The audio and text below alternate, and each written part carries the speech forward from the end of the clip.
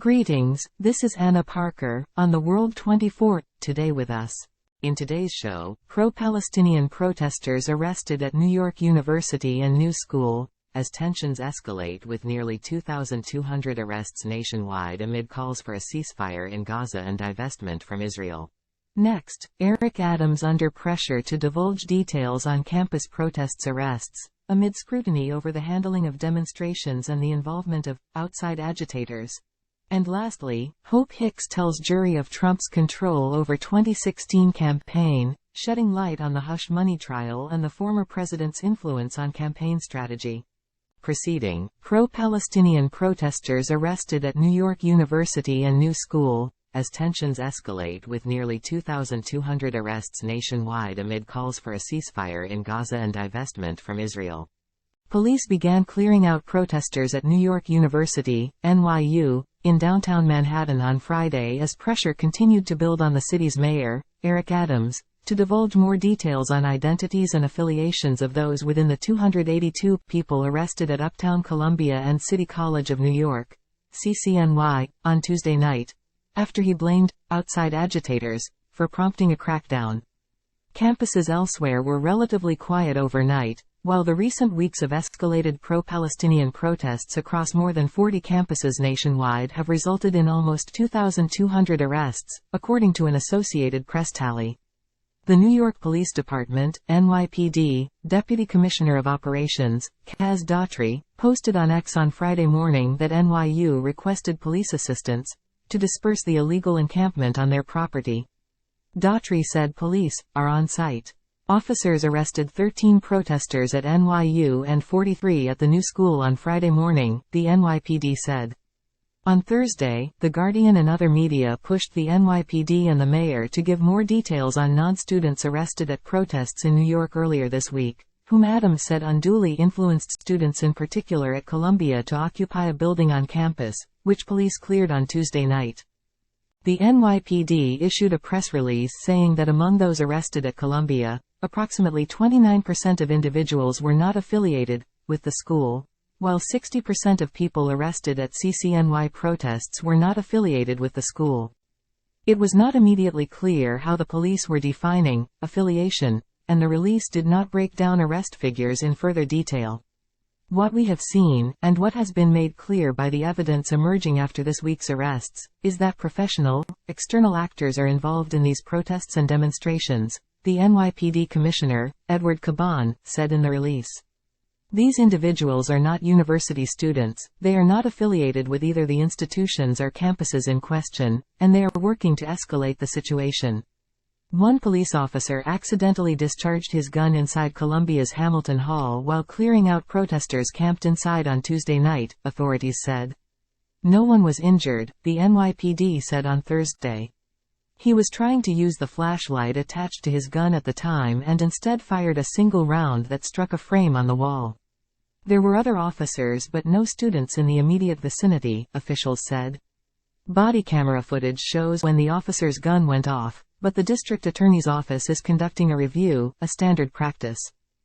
A tally by the Associated Press recorded at least 56 incidents of arrests at 43 different U.S. colleges or universities since the 18th of April. The figures are based on AP reporting and statements from universities and law enforcement agencies. Early on Thursday, officers surged against a crowd of demonstrators at University of California, Los Angeles, UCLA, ultimately taking at least 200 protesters into custody. Students have stepped up their protests, demanding a complete ceasefire in Gaza and divestment by their universities in companies with ties to Israel. Israel has branded the protests anti-Semitic, while Israel's critics say it uses those allegations to silence opposition. Although some protesters have been caught on camera making anti-Semitic remarks or violent threats, protest organizers, some of whom are Jewish, call it a peaceful movement to defend Palestinian rights and protest the war. Joe Biden on Thursday defended the right of students to peaceful protest but decried the disorder of recent days. Meanwhile, protest encampments at other schools across the U.S. have been cleared by police, resulting in more arrests, or closed voluntarily, some with an agreement with protesters not to disrupt commencements. And that concludes our FIST coverage of the show. Next, Eric Adams under pressure to divulge details on campus protests arrests, amid scrutiny over the handling of demonstrations and the involvement of outside agitators. The New York City mayor, Eric Adams, remains under pressure to divulge how many of the 282 people arrested at campus protests in Manhattan on Tuesday night were non-students after repeatedly claiming that outside agitators were responsible for escalations that prompted an overwhelming law enforcement crackdown. Adams, a Democrat and former city police officer, was asked by local reporters on Thursday morning to give a breakdown of the arrest numbers. He repeatedly declined to provide details. On a local Fox News channel, Adams was asked to provide firm details but instead gave an analogy. If you have one bad professor educating 30, 40, 50 college students with inappropriate actions, you don't need 50 bad professors speaking to 50 students. He added that, if it's 1, if it's 2, it's 20, that is what we need to be focusing on. The mayor was asked to provide specifics again on the local station NY1 and declined to do so by offering the same analogy. When pressed to provide further details, he said his office had turned everything over to the school, and it is up to the school to determine if they're going to release the names of students and non-students.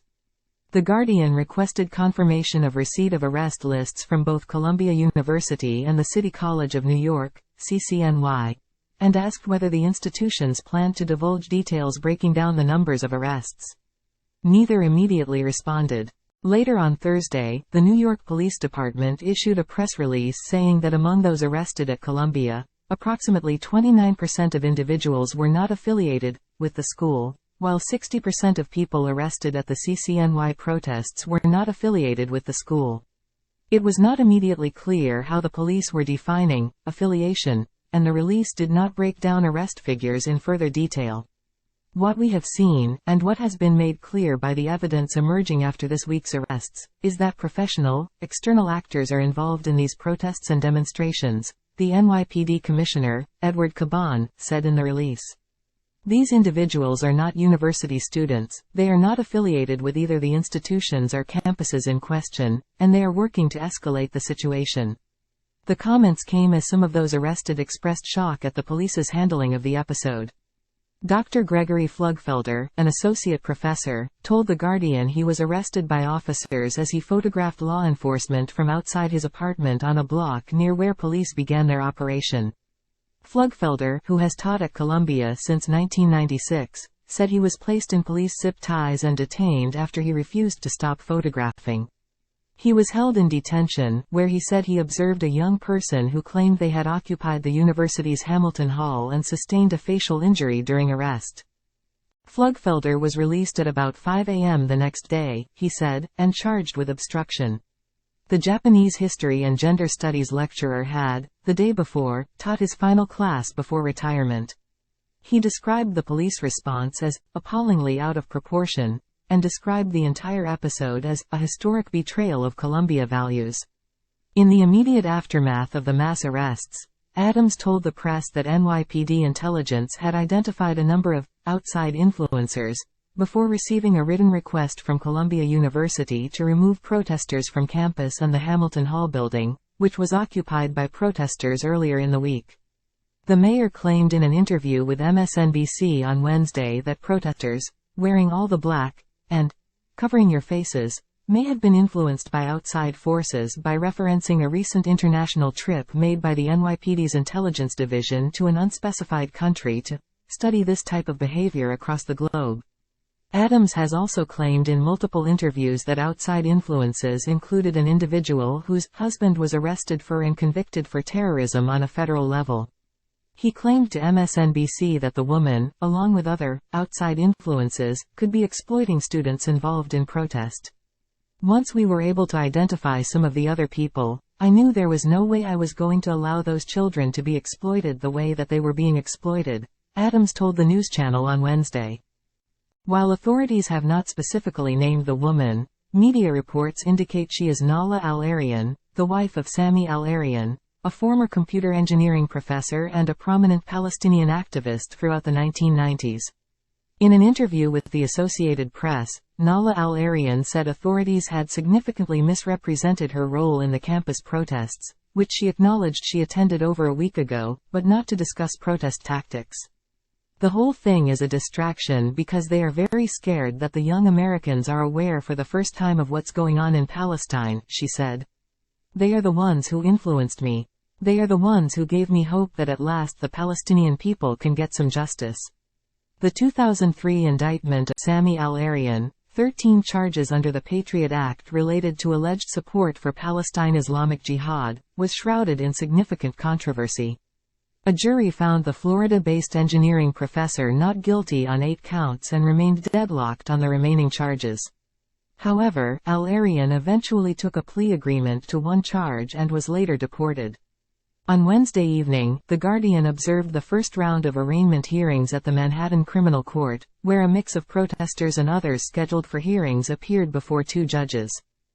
During chaotic hearings, The Guardian was able to identify only 1 non-student charged over his involvement in the protests, a 47-year-old man accused of assault in second degree and obstruction of a government official. The atmosphere inside the courthouse was unusually energetic for night proceedings. About 24 student activists and supporters, many clad in keffiyehs, huddled together in the hallways, getting information from public defenders and ducking into arraignment rooms to find their friends as they were being released. One arrestee, a City College student, declined to be interviewed shortly after his release on charges of second-degree assault, property damage and resisting arrest. Prosecutors said on Wednesday that about 170 of those arrested were issued summonses, while the remaining had been given desk appearance tickets or would continue to wind their way through processing into Thursday. In a statement, the Legal Aid Society expressed concerns that some protesters had been held in custody for over 24 hours.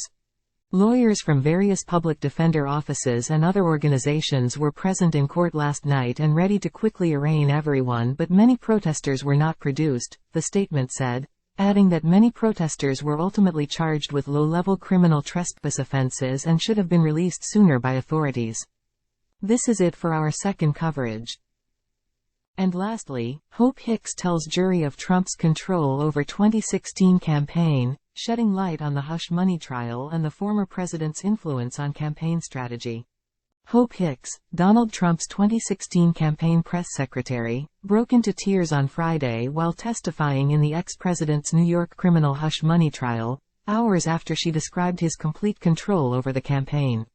Hicks, who cut a skittish figure in Judge Juan Merchan's courtroom, is a key prosecution witness.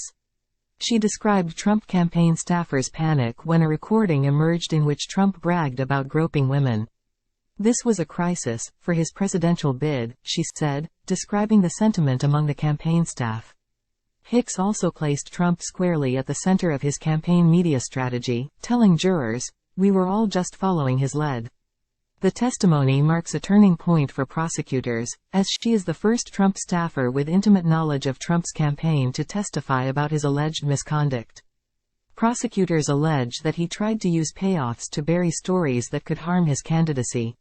While her name has come up at various points during the trial, Hicks's placement of Trump in the middle of this alleged media strategy is a stunning development. Who overall was responsible for branding strategy? Prosecutor Matthew Colangelo asked. "I would say that Mr. Trump was responsible," Hicks said. "He deserves the credit for the different messages that the campaign focused on in terms of the agenda that he put forth." Hicks, who reportedly had a close relationship with Trump until her anger about the January 6 insurrection surfaced, was clearly uncomfortable. When Hicks walked to the witness stand on Friday in the ex-president's New York criminal hush money trial, he traced her with his eyes as she passed him. Hicks, a willowy figure who crossed into the well with small steps, had a quavering voice as she introduced herself to jurors. "My name is Hope Charlotte Hicks, and my last name is spelled Hicks," she said. Unsure the mic was picking up her voice, she said, "I'm really nervous." Hicks, who was repeatedly interviewed by Robert Mueller due to her longtime proximity to Trump, also served in the White House as his communications director. When Hicks was questioned about the Access Hollywood tape that leaked in early October 2016 in which Trump notoriously boasted that when a man is famous, he can grab women by the pussy, jurors were shown a transcript of the tape. Asked what her first reaction was to receiving an email from a Washington Post reporter about the tape, Hicks said she was very concerned, about the contents of the email, and the lack of time to respond. She says she forwarded the email with the subject line, "Urgent Wash Post Query," to others in the campaign. "It was a damaging development," Hicks said. "The consensus among us that this was damaging, this was a crisis." Former tabloid honcho David Pecker, whom prosecutors said colluded with Trump and Michael Cohen to bury stories that could hurt his campaign, said Hicks was present at the trio's summer 2015 Trump Tower meeting. Pecker also testified that Hicks was present on a call in which Trump railed angrily about one of his alleged paramours doing TV interviews. Manhattan prosecutors contend that Cohen bought Daniels' silence about a claimed sexual liaison with Trump for $130,000. They say that he coordinated the National Enquirer parent company Amis payoff to Karen McDougal, a Playboy model who also alleged a sexual relationship with Trump. They allege that Cohen did so to prevent damaging information from thwarting Trump's presidential bid. Trump faces counts for allegedly falsifying business records by describing repayments to Cohen as legal expenses on his company's documents. Prosecutors contended that Trump, Cohen and Pecker hatched their catch-and-kill scheme during that summer 2015 meeting at Trump Tower.